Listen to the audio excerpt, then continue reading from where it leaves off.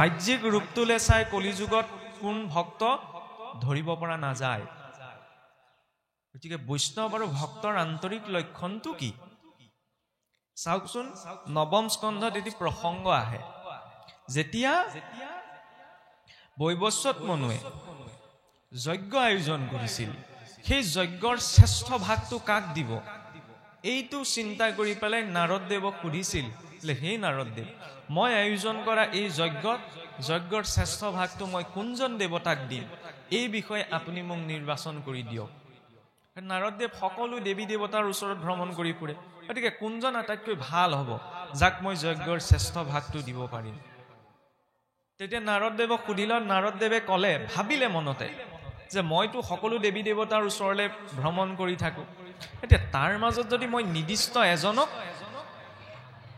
নিৰ্বাচন কৰি দিওঁ তেতিয়া বাকীসকলে মোক ওলোটাই ধৰিব যে আপুনি মোৰ কথা কিয় নকলে।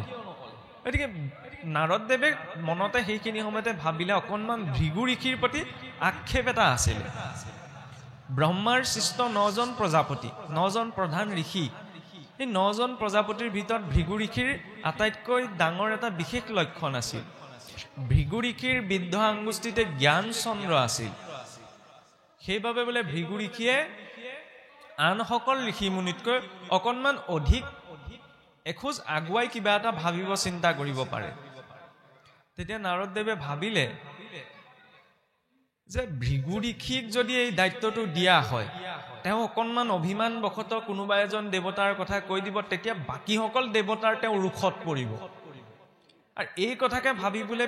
নাৰদদেৱে বৈৱস্বত মনুক ক'লে যে সেই মনু, তুমি ভৃগু ঋষিৰ ওচৰলৈ যোৱা, তেখেতৰ পদযুগলতে জ্ঞান চন্দ্ৰ আছে, আমাতকৈ তেওঁ অধিক চিন্তা কৰিব পাৰে, গতিকে সঠিক উত্তৰটো তেওঁহে দিব পাৰিব। আৰু তেতিয়া বৈৱস্বত মনু বোলে ভৃগু ঋষিৰ ওচৰলৈ গৈছিল। আৰু ভৃগু ঋষিক যেতিয়া ক'লে, তেতিয়া ভৃগু ঋষিয়ে মনতে ভাবিছে যে ইমানবিলাক ঋষি মুনি আছে, কাৰো ওচৰলৈ যোৱা নাই, মোৰ ওচৰলৈ আহিছে, মানে মোৰ জ্ঞানৰ পৰিমাণৰ কথা বৈৱস্বত মনুৱে বুজিব পাৰিছে। তেতিয়া বৈৱস্বত মনু ক'লে, আপুনি চিন্তা নকৰিব, মই নিৰ্বাচন কৰি দিম। এতিয়া সকলো দেৱী দেৱতাৰ নিয়ন্ত্ৰণ কৰ্তাৰ ৰূপত 3 গুণৰ 3জন দেৱতা আছে, ব্ৰহ্মা বিষ্ণু মহেশ্বৰ, নহয়নে? এই কথা আমি সকলোৱে জানো। সত্যগুণত বিষ্ণু, ৰজগুণত ব্ৰহ্মা, তমগুণত ৰুদ্ৰ।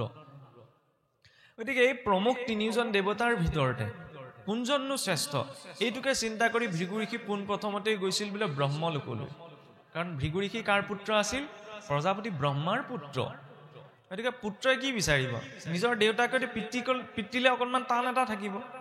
গতিকে প্ৰজাপতি ব্ৰহ্মাকেই যজ্ঞৰ শ্ৰেষ্ঠ ভাগটো দিওঁ বুলি বোলে মনতে চিন্তা কৰি ব্ৰহ্মলোকলৈ গৈছিল। আৰু সেই ব্ৰহ্মলোকলৈ গৈ পেলাই ব্ৰহ্মাদেৱ বহি আছে, গৈয়ে সন্মুখত ভৃগু ঋষি বহি দিলেগৈ। তেতিয়া প্ৰজাপতিয়ে ভাবিলে যে ভৃগু ইমান জ্ঞানশ্ৰেষ্ঠ এজন ব্যক্তি, পিতৃৰ সন্মুখলৈ আহিছে, অন্ততঃ সামান্যকণ শিষ্টাচাৰো তেওঁ পাহৰি থাকিলে নে, যে কোনো সম্ভাষণ অভিবাদন নজনাকে আহি পেলাই চিধাই আসনত বহি দিছে। এই কথাটোকে দেখি ব্ৰহ্মাদেৱে মনটোতে অকণমান বেয়া পালে বোলে। তেতিয়া লাহেকে ভৃগু ঋষিলৈ পিঠি দি দিলে। তেতিয়া ভৃগু ঋষিৰো অকণমান খং উঠিল যে তুমি সৃষ্টিকৰ ব্ৰহ্মা হয়, তুমি সামান্য কথাটোতে যদি তুমি অকণমান মান অপমানৰ ভাৱটো তোমাৰ মনলৈ আহিছে, গতিকে তুমি কেনেকে শ্ৰেষ্ঠ হবা? তেতিয়া বোলে ভৃগু ঋষিও ব্ৰহ্মাদেৱক অভিশাপ দিছিল যে তুমি যি অভিমানৰ কাৰণে আজি মোলৈ পিঠি দিলা, সংসাৰত তুমি বোলে অপূজ্য হৈ থাকিবা। আৰু এই কথাটোত লাগিয়ে ভৃগু ঋষি সেইখিনিতে মনতে দুখ কৰি পেলাই ব্ৰহ্মলোকৰ পৰা গুচি আহিলে। ব্ৰহ্মাদেৱক শ্ৰেষ্ঠত্ব দিবলৈ গৈছিল, কিন্তু সেই কথাটো আচৰণটো দেখি পেলাই ভৃগু ঋষিৰ মনতে দুখ পালে। ইয়াৰ পাছত বোলে কৈলাশলৈ গ'ল। কৈলাশলৈ যাওঁতে দুৱাৰতে নন্দী ভৃংগীয়ে ৰাখিলে, বোলে প্ৰভু খন্তেক আপুনি ৰ'ব। ভিতৰত আই পাৰ্বতী আৰু মহাদেৱে বিশেষ এটি আলোচনাত আছে। তেতিয়া ভৃগু ঋষিয়ে কৈছে যে যোৱা, তোমালোকে কোৱা গৈছে ভৃগু ঋষি আহিছে। তেতিয়া তেওঁ বাধা নিদিয়ে, সোমাই যাবলৈ দিব। কিন্তু খবৰটো দিয়াৰ পাছতো খন্তেক সময় অপেক্ষা কৰিবলৈ ক'লে। তেতিয়া ভৃগু ঋষিয়ে ভাবিলে, মই আহিছোঁ বুলি কোৱাৰ পাছতো মোক অপেক্ষা কৰিবলৈ কৈছে। তাৰপিছত বোলে কৈলাশলৈ সোমাই গ'ল। কিন্তু আই পাৰ্বতী আৰু মহাদেৱ বিশেষ এটি আলোচনাত থকাৰ বাবে বোলে ভৃগু ঋষিৰ উপস্থিতিৰ কথাতে ইমান গুৰুত্ব নাপালে। তেতিয়াও ভৃগু ঋষিয়ে মনটোতে ভাবিলে, মই আহিছোঁ, মোৰ কথা প্ৰতিচোন বিশেষ গুৰুত্বই নাই। তেতিয়া এই শ্ৰেষ্ঠত্বৰ কথাটো তেওঁক যে শ্ৰেষ্ঠ ভাগ নিবলৈ বুলিয়ে মনোভাৱটো লৈ আহিছিল, এই কথা প্ৰকাশ নকৰাকেই বোলে কৈলাশৰ পৰাও ভিগুৰিষি গুচি আহিলে ইয়াৰ পাছত গৈ পেলাই বোলে নাৰায়ণৰ ওচৰত উপস্থিত হ'লগে নাৰায়ণক দেখিয়ে ভিগুৰিষি খং উঠিল কিয় খং উঠিল নাৰায়ণ শুই আছে অনন্ত শয্যাত শয়ন কৰি আছে অতিথি আহিছে এওঁ আকৌ শুই আছে বোলে 2-3 বাৰ নাৰায়ণক সম্বোধন কৰিলে তাৰ পাছতো যেতিয়া বোলে নাৰায়ণে মাত দিলে প্ৰভুৰেই লীলা ক্ৰোধবশত গৈ পেলাই যে অতিথিৰ সৎকাৰৰ প্ৰতি তোমালোক দেৱতা বুলি খুৰা নাগ গন্ধৰ্ব সকলোৱে তোমালোকক সেৱা কৰে কিন্তু অতিথিৰ প্ৰতি তোমালোকৰ বোলে কোনো সম্ভাষণ অভিবাদন জনোৱাৰ সামান্য কণ শিষ্টাচাৰ নাই বুলি খঙতে গৈ পেলাই ভগৱান বিষ্ণুৰ বক্ষত গুৰ মাৰি দিলেগৈ এতিয়া চাওকচোন এলাপেচা মানুহৰ বক্ষত গুৰ মৰাগে নাই জগতৰ ঈশ্বৰ নাৰায়ণৰ বক্ষত গুৰ মাৰিছেগে কম ডাঙৰ কথা নে আৰু তেতিয়া নাৰায়ণে কি আচৰণ কৰিছিল নাৰায়ণে সেইখিনি সময়তে ভিগুৰিষিক সুদৰ্শন চক্ৰে নষ্ট কৰি পেলাব লাগিছিল আমাৰ মানুহক ঢকা এটা মাৰি কথা এটা ক'লে কাক কথা ক'বলৈ আহিছে বুলি আমি খেদা মাৰি যাওঁ তাৰ পৰা আমি ভুকতি কৰিবলৈ আহোঁ এইবিলাক শুনিবলৈ বেয়া লগা কথা শুনিবলৈ ইয়াত ধৰি লওক আপুনি মই মনেৰে ভাল নাপাবও পাৰোঁ কিন্তু বাস্তৱিকতাটো ইয়াত আছে আমি যিজনা ঈশ্বৰক ইষ্ট বুলি ভজনা কৰোঁ সেইজনৰ ইমান সহনশীলতা যে ভিগুৰিষিৰ গুৰু পোৱাৰ পাছত কি কৈছে ভিগুৰিষিৰ চৰণত ধৰি কৈছে যে প্ৰভু আপুনি মোৰ কঠিন বক্ষত গুৰ মাৰি দুখ পালে নি এইষাৰ কথা কোৱালৈকে ভিগুৰিষিৰ একদম অন্তৰ গলি গৈছে আৰু তেতিয়াই কৈছে বোলে জগতত অনাদি অনন্ত কাললৈ তুমি শ্ৰেষ্ঠ বুলি পূজিত হবা প্ৰভু কাৰণ ইমান শ্ৰেষ্ঠ আচৰণ তোমাৰ বাহিৰে আৰু সংসাৰত কোনেও কৰিব নোৱাৰে আমি ভগৱান বিষ্ণুক ইষ্ট বুলি উপাসনা কৰোঁ নে তেওঁৰেইটো নাম লওঁ তেওঁৰে ইমান সহনশীলতা গতিকে ধৰ্ম মাৰ্গত পোন প্ৰথম চাওকচোন ধৰ্ম বুলি ক'লে হিন্দু মুছলিম খ্ৰীষ্টান এইটো সংজ্ঞা প্ৰকৃততে নহয় ধৰ্ম বুলি ক'লে মূল যিখিনি ভাৱক বুজা যায় পোন প্ৰথমতেই প্ৰয়োজন হৈছে ধৈৰ্য আৰু সহনশীলতা ধৈৰ্য আৰু সহনশীলতা যদি নাথাকে ধৰ্ম মাৰ্গত কোনো আগবাঢ়িব নোৱাৰে তাৰ স্বয়ং প্ৰমাণ হৈছে ভগৱন্ত বিষ্ণু গতিকে ভক্ত হ'বলৈ হ'লে ঈশ্বৰ ভক্তি কৰিবলৈ ধৈৰ্যকণ লাগিব ধৈৰ্যৰ ক্ষেত্ৰত চাওকচোন এই হিৰণ্যকশিপুৱে যেতিয়া ব্ৰহ্মাক আৰাধনা কৰিছিল নহয়নে আমি টিভিত দেখিছোঁ ভাওনাটো দেখিছোঁ বৃদ্ধ আঙ্গুষ্ঠিৰ ওপৰত থিয় হৈ পেলাই ব্ৰহ্মাক উপাসনা কৰিছিল আমি এটা ভৰিৰ ওপৰতে থিয় হৈ থাকিব নোৱাৰোঁ কিন্তু ইমান তপস্যা যে বুঢ়া আঙুলিৰ ওপৰত থিয় হৈ পেলাই ব্ৰহ্মাক উপাসনা কৰিছিল নহয়নে আৰু উপাসনা কৰোঁতে কি হৈছিল উইয়ে ধৰি গৈছিলগৈ মঙহ খহি পৰিছিলগৈ দৈত্য আছিল কিন্তু ইমান ধৈৰ্য যে উপাসনা কৰিছে কাৰণে উইয়ে ধৰি যোৱাৰ পাছতো তেওঁ বিচলিত নহ'ল গোসাঁই ঘৰ সোমোৱাৰ পাছত মহ এটা পৰিলে কিমান ধৈৰ্য আছে আমাৰ এতিয়া ওলাই পৰে তেতিয়াহ'লে ভকতি হ'বনে নহয় যিকণ সময় অন্তত চিন্তা কৰিছোঁ সেইকণ সময়ত ধৈৰ্যতাটো লাগে সেইকণ সময়ত সহনশীলতাটো লাগে আগতে অসুৰৰে ইমানকণ ধৈৰ্য আছিল নহয়নে গতিকে ক'ব বিচৰা হৈছে কি যে যদিও এইটো কলিযুগ এই কলিযুগত প্ৰকৃত ধৰ্ম বস্তু আমি সকলোৱে জানো যে ঈশ্বৰৰ গুণনাম শ্ৰৱণ কীৰ্তনেই শ্ৰেষ্ঠ ধৰ্ম কেনেদৰে ক্ৰিয়া কৰিব ধৈৰ্যকণটো লাগিব ভিতৰত নিজৰ অন্তৰত মনুষ্যত্বৰ ভিতৰত যদি ধৈৰ্য আৰু সহনশীলতাৰ শক্তি নাই তেতিয়াহ'লে তেওঁ এই কলি ধৰ্ম শ্ৰৱণ কীৰ্তনৰ আশ্ৰয়ী হ'ব নোৱাৰে শ্ৰৱণ চাওকচোন শ্ৰৱণ মানে হৈছে শুনা আমি সকলোৱে জানো যে 9 বিধ ভক্তিৰ ক্ষেত্ৰত কলিযুগৰ মনুষ্যৰ বাবে বোলে মহাপুৰুষসকলে উত্তম ৰূপত শ্ৰৱণ কীৰ্তনক দেখুৱালে হয়নে সেইবাবে কৈছে বোলে শুনা সভা সদসব যুগুটি বচন হৰি ভকতিৰ আদি জানিবা শ্ৰৱণ মহন্তৰ মুখে কথা শুনা প্ৰথমত তেবেহে পুৰুষে পাই ভকতিৰ তত্ত্ব কথা শুনিলেহে গুছে মনৰ সংশয় কৃষ্ণৰ চৰণে তেবে ভকতি বাৰশয় প্ৰথম শুনিব লাগিব কেনেকৈ শুনিব লাগিব শ্ৰৱণীয়া 3 প্ৰকাৰৰ থাকে প্ৰথম প্ৰকাৰ শ্ৰৱণীয়ে কথাখিনি শুনে আনফালে উলিয়াই দিয়ে দ্বিতীয় প্ৰকাৰ শ্ৰৱণীয়ে কথাখিনি শুনে আৰু হৃদয়ত ধৰি ৰাখি থয় তৃতীয় প্ৰকাৰ শ্ৰৱণীয়ে কথাখিনি শুনে আৰু হৃদয়ত অকণমান বিশ্লেষণ কৰি চায় যেতিয়ালৈকে মনৰূপী মথুৰাত বোলে কৃষ্ণৰ কথা মথন নহয় তেতিয়ালৈকে ইয়াৰ নাম বিদিত নহয় আৰু অন্তৰত যদি নাম নাথাকে হিয়াৰ মাজে নামৰ ভাণ্ডাৰ মুখে বাজ নহয় ইয়াৰ নাম থাকিব লাগিব বোলে ক'ত আছোন আমি ৰাম ৰাম কৃষ্ণ কৃষ্ণ কৈয়ে আছোচোন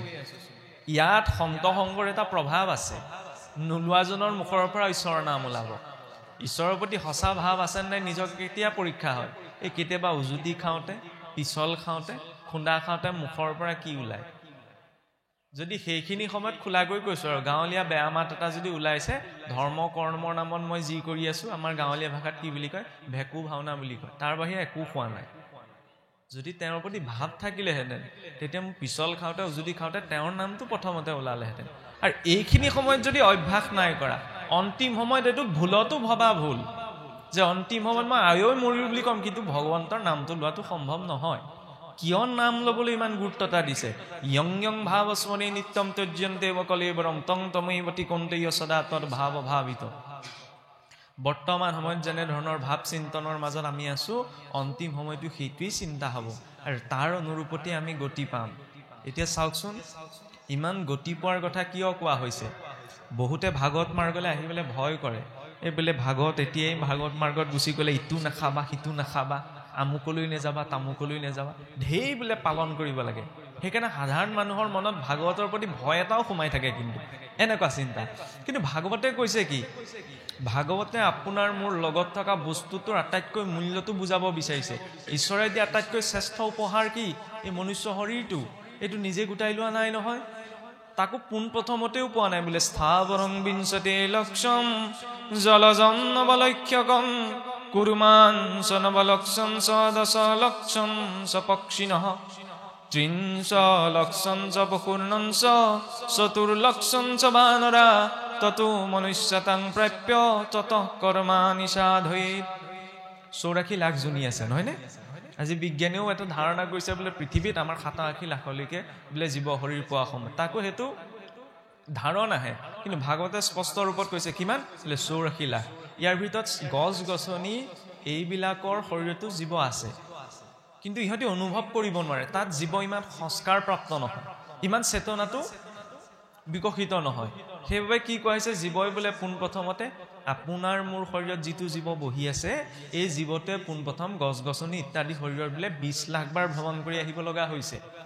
অন্তিম জন্ম বোলে যেতিয়া তুলসী বৃক্ষ ৰূপত গ্ৰহণ কৰে আৰু সেই বৃক্ষজোপাৰ যেতিয়া স্বাভাৱিক মৃত্যু ঘটে তেতিয়া বৃক্ষকুলৰ পৰা বোলে জীৱ উত্তীৰ্ণ হয় জলৰ কুললৈ জলজজনীলৈ জলজজনীত পুনৰ 9 লাখ বাৰ ভ্ৰমণ কৰাৰ পাছত যেতিয়া শংখজনী প্ৰাপ্ত কৰে সেই জীৱ উত্তীৰ্ণ হয় উভচৰ জনীলৈ উভচৰ জনীত পুনৰ 9 লাখ বাৰ ভ্ৰমণ কৰাৰ পাছত যেতিয়া কুৰ্ম শৰীৰ প্ৰাপ্ত কৰে আৰু তাৰ যেতিয়া স্বাভাৱিক মৃত্যু ঘটে সি উত্তীৰ্ণ হয় পক্ষী কুললৈ 10 লক্ষম চ পক্ষিণঃ 10 লাখ বাৰ যেতিয়া চৰাই চিৰিকটি ৰূপত ভ্ৰমণ কৰিব লগা হয় ইয়াৰ পাছত যেতিয়া অন্তিমটো জন্ম ময়ূৰ পক্ষী ৰূপত বোলে গ্ৰহণ কৰে আৰু সেই চৰাই যেতিয়া স্বাভাৱিক মৃত্যু ঘটে সেই জীৱ উত্তীৰ্ণ হৈ কলৈ পশু শৰীৰলৈ 30 লক্ষম চ পশুনঞ্চ 30 লাখ বাৰ জীৱ জন্তুৰ শৰীৰ চতুৰ্লক্ষম চ বানৰা 4 লাখ বাৰ নাগ গন্ধৰ্ব কিন্নৰ এই শৰীৰবিলাক ভ্ৰমণ কৰাৰ পাছত ততো মনুষ্যতাং প্ৰাপ্য তাৰ পাছত বোলে মানুহ হৈছো কম ডাঙৰ কথা নে বেংকলৈ ওলাই গৈ 10 জনৰ পাছত লাইন পাতি থাকিবলৈ কিমান অস্বস্তি লাগে এতিয়া 84 লাখ জনী পাৰ কৰি আহিছো ঈশ্বৰে খাব লাগে আৰু জীয়াই থাকিব লাগে কিয় ইমান চিন্তা কৰি থাকিব লাগিছে এইটো পশুৰ চিন্তা আহাৰ ভয় নিদ্ৰা মৈথুনঞ্চ সামান্যমিতত পশুভিনৰা নাম আহাৰ ভয় নিদ্ৰা মৈথুন এইবিলাকৰ ক্ষেত্ৰত অন্য জীৱৰ মানুহৰ মাজত একো পাৰ্থক্য নাই সেইবাবে ভাগৱতে ইমান কটু ভাষাৰে আমাক বুজাব বিচাৰিছে চাওকচোন বোলে অমৃতৰ পানে যেন মহেন্দ্ৰ সন্তুষ্ট হুৱে বিষ্ঠা ভুঞ্জিয়া সুকৰু হস্ত পুষ্ট ইন্দ্ৰৰ সন্তুষ্টি যেন ৰম্ভাৰ সম্ভোগে শুকৰৰো তেন্ন সুখ শুকৰি সম্ভোগে স্বৰ্গত ইন্দ্ৰই অমৃত পান কৰি যিটো তৃপ্তি পায় সেই খোৱা তৃপ্তিটো গাহৰিৰ শৰীৰতো আছে বিষ্ঠা ভোজন কৰি সেই একেটা তৃপ্তিয়ে পায় ইন্দ্ৰই ৰম্ভাৰ লগত যিটো তৃপ্তি পায় গাহৰিৰ শৰীৰতো একেটা সুখেই আছে গতিকে ভাগৱতে বুজাব বিচাৰিছে কি পানী গিলাচ কিয় লাগে পিয়াটো গুচাবলৈ গোটেই জীৱনটো পানী গিলাচৰ কাৰণে নহয় সংসাৰত যিবিলাক ভোগৰ মাধ্যম আছে এইবিলাক জীৱনৰ একো এটা অংগ কিন্তু তাত সংযমটো লাগে ভোক লাগিলে খাইছো সেইটো পেটৰ কাৰণে অসুবিধা সৃষ্টি নকৰে ভাল লাগিলে কাৰণে যদি মই খাইয়ে থাকো হেতক বেমাৰ সৃষ্টি কৰিব নহয় সেইকাৰণে সংযমত সন্তুলনটো প্ৰয়োজন আৰু এতিয়া চাওকচোন যেতিয়া আমি চিন্তা কৰিম যে 84 লাখ জুনি পাৰ কৰি মানুহ হ'বলৈ পোৱা গৈছে তেতিয়ালে সেই মানুহজনে এই খাই বৈ জীয়াই থাকিব লাগে এইটো চিন্তা কৰিব নোৱাৰে ভাগৱতে কি বুজাব বিচাৰিছে যে বহুত দুৰ্লভ মনুষ্য শৰীৰ এটা আমি পাইছো সেইবাবে কৈছে প্ৰায়হ দুৰ্লভ প্ৰাপ্তি মনুষ্যত্তম প্ৰায় বহুত দুৰ্লভ মানুহ হ'বলৈ পোৱাটো কিন্তু তাতোতকৈ দুৰ্লভ হৈছে কি বোলে মুমুক্ষত্তম মানুহ হোৱাটোৱে দুৰ্লভ নহয় তাতোতকৈ দুৰ্লভ হৈছে মানুহ হৈ মুখ্য প্ৰাপ্তিৰ ইচ্ছা কৰাটো যে কেৱল ইয়াত ঘূৰিয়ে নাথাকো মোৰ মুখ্য লাগে কিন্তু তাতোতকৈ দুৰ্লভ বুলি কি কোৱা হৈছে সজ্জনানাম সংগতি সজ্জনসকলৰ সংগ পোৱাটো সেইকাৰণে এটা সূত্ৰ আছে বোলে যেনেকুৱা সংগে ৰতি তেনেকুৱা জীৱনৰ গতি কেনেকে বাহ্যিক ৰূপতেই চাও তিনিআলি মূৰত যদি দুজন খুৰাপান কৰা ব্যক্তি ৰৈ থাকে তেওঁৰ লগত যদি খুৰাপান নকৰা ব্যক্তি এজন ৰৈ থাকে দেখাজনে কি কবগে বাৰু বোলে দুজনেহে খুৰাপান কৰি আছে এজনে নাই কৰে এইটো নকয়গে তিনিওজনে খুৰাপান কৰি আছে বুলি ক'ব আৰু সেইটোৱে আমি ভাবিম তাৰ বিপৰীতে নামঘৰত তেওঁ বোলে ধৰ্ম কৰ্মমতে একোৱেই নকৰে কিন্তু ইয়াত ভকত ৰূপত বহি আছে তেতিয়াহ'লে তেওঁক অভকত বুলি জ্ঞান কৰা নহয় ভকত বুলিয়ে জ্ঞান কৰা হ'ব ঠিক বাহ্যিক ৰূপটোতে যেনেকুৱা সংগৰ মাজত আছো সেইটো আমাক প্ৰভাৱ পেলাইছে নে ভাগৱত দেখিবলৈ ইমান এখন ডাঙৰ গ্ৰন্থ ভাগৱতে বাৰে প্ৰতি এইটো কৈছে নামঘৰলে পোনপ্ৰথমতে আহোঁতে যদি এজন মানুহক 10টা নীতি নিয়ম দি দিয়ে তেতিয়া 5 দিনৰ পৰা নহা হৈ থাকিব বোলে ইমান নীতি নিয়ম পালন কৰিব লাগে সেইকাৰণে কি কৈছে বোলে সদায় সাধু সংগত থাকা তাৰ বাবে এটা পদ্ধতি আছে আদৌ শ্ৰদ্ধা ততো সাধু সংগৌথ ভজন ক্ৰিয়া ততো অনৰ্থ নিবৃত্তি ভাবস্ততো ৰুচিস্ততঃ ততো প্ৰেমাদ্ভিদঞ্চতি সাধকানাময়ং প্ৰেমে প্ৰাদুৰ্ভাৱে ভবিতক্ৰম যে পোনপ্ৰথম শ্ৰদ্ধাযুক্ত হৈ সৎসংগলৈ যোৱা সাধু সংগ বিনে নাই সংসাৰৰ নিস্তাৰ ভাগৱত শাস্ত্ৰে জানাই সিমানে সাৰ সৎসংগ কাৰণ সদায় যদি সৎসংগৰ মাজত থাকে তেতিয়া স্বভাৱতে অনৰ্থবিলাক নিবৃত্তি হ'ব অনৰ্থ নিবৃত্তি হলে ঈশ্বৰৰ প্ৰতি ভাৱ আহিব ভাৱ আহিলে ৰুচি উপজিব ৰুচি উপজিলে তেওঁৰ প্ৰতি প্ৰেম ভাৱটো আহিব আৰু ঈশ্বৰক প্ৰাপ্ত কৰিব পৰা দুটা এটাতকৈ শক্তিশালী ভাৱ আছে এটা হৈছে শত্ৰু ভাৱ এটা হৈছে প্ৰেম ভাৱ শত্ৰু ভাৱত আমি পাব নোৱাৰো ঈশ্বৰৰ নিজৰ পাৰিষদ সকলেহে লীলা কৰিবলৈ যদি ঈশ্বৰে ইচ্ছা কৰে তেতিয়া পাব পাৰে যিদৰে হিৰণ্যাক্ষ হিৰণ্যকশিপু কংসা দিয়ে শত্ৰু ভাৱটো সহজে তেওঁ প্ৰাপ্ত কৰিব পাৰিছিল তেওঁলোক ঈশ্বৰৰ পাৰিষদ ঈশ্বৰে বিচাৰিছিল কাৰণে পাইছিল আমি নোৱাৰো আমি কি ভাৱত যাব লাগিব প্ৰেম ভাৱত